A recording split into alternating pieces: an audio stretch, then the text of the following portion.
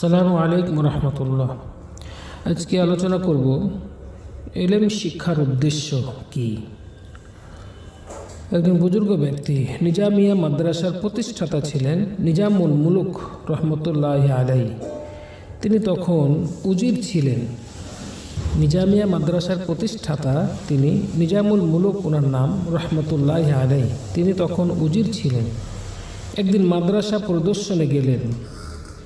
ওনার আগমন মাদ্রাসায় চাঞ্চল্য সৃষ্টি হলো যে উনি আসবেন।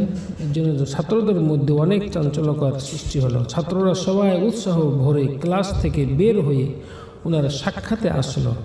সকল ছাত্র ওনার কাছে আসলেন।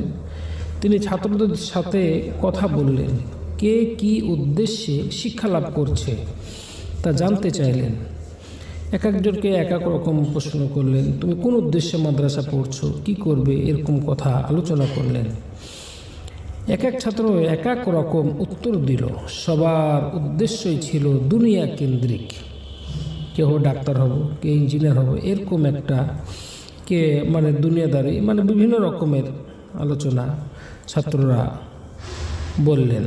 তারপর নিজামুল মুলুক রহমতুল্লাহ আলাইহি ঘুরতে ঘুরতে মাদ্রাসার এক নির্জন স্থানে এসে পড়লেন।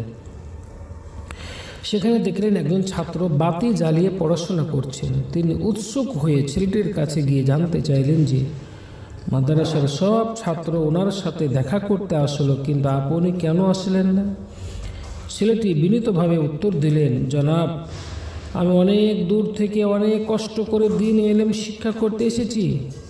আপনার সাথে দেখা করতে গেলে আমার এই ইলম শিক্ষায় ব্যাঘাত ঘটত। সুবহানাল্লাহ, আমার মূল্যবান সময় নষ্ট হতো। তখন নিজামুল মুলুক রহমতুল্লাহ আলাইহি জানতে চাইলেন, বাবা, আপনার এই ইলম শিক্ষার উদ্দেশ্য কি? ছেলেটি উত্তর দিলেন, মহান আল্লাহ পাক ওনার মুহাব্বত সন্তুষ্ট হাসিল করা। ওনার উত্তরে শুনে নিজামুল মুলুক রহমতুল্লাহ আলাইহি অত্যন্ত খুশি হয়ে ওনাকে জড়িয়ে ধরে বললেন, আমি আজ মাদ্রাসা পরিদর্শনে এসে খুবই হতাশ হয়ে গিয়েছিলাম। আপনি ব্যতীত কোনো ছাত্র আমাকে বলেনি যে সে মহান আল্লাহ পাক ওনার মহাব্বত হাসিল করার জন্য ইলম অর্জন করছে। প্রত্যেকেই গায়রুল্লাহ মহান আল্লাহ পাক ওনার সন্তুষ্টি ব্যতীত অন্য কিছু উদ্দেশ্য তালাশি, ইলম অর্জনে গাফিল। আমি ভেবেছিলাম মাদ্রাসা বন্ধ করে দিব, কিন্তু এখন শুধুমাত্র আপনার সম্মানার্থে আমি এই মাদ্রাসা চালু রাখলাম। সুবহানাল্লাহ।